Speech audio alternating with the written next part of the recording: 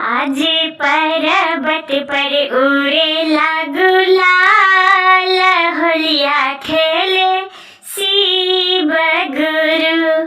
आज पर्वत पर उड़ेला गुलाल, होलिया खेले शिव गुरु। शिव गुरु हो महादेव गुरु, शिव गुरु हो महादेव गुरु।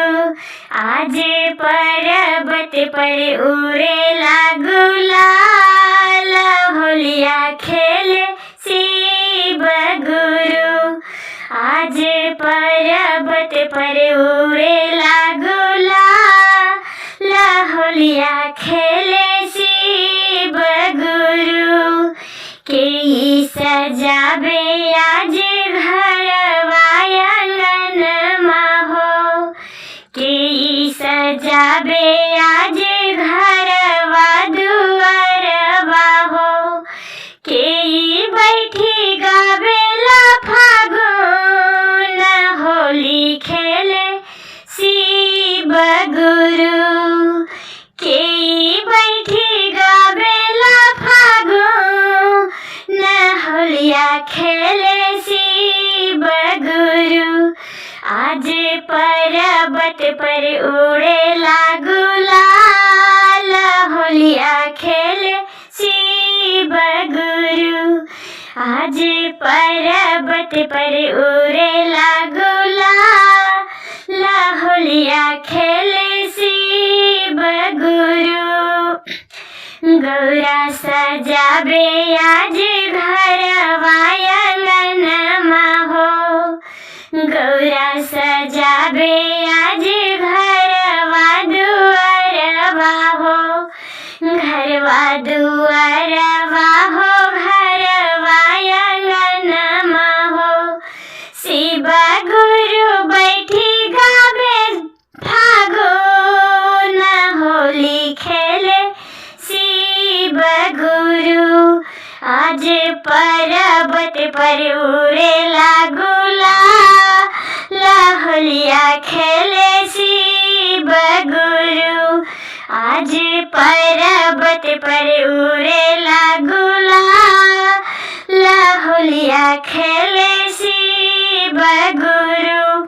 के पकाबे आज पुआ पकवानमा हो, पुआ पकवानमा हो, पुआ पकवानमा हो। के बैठी पिए लागल भांग, होलिया खेले शिव गुरु। के बैठी पिए लागल भांग, होलिया खेले शिव गुरु।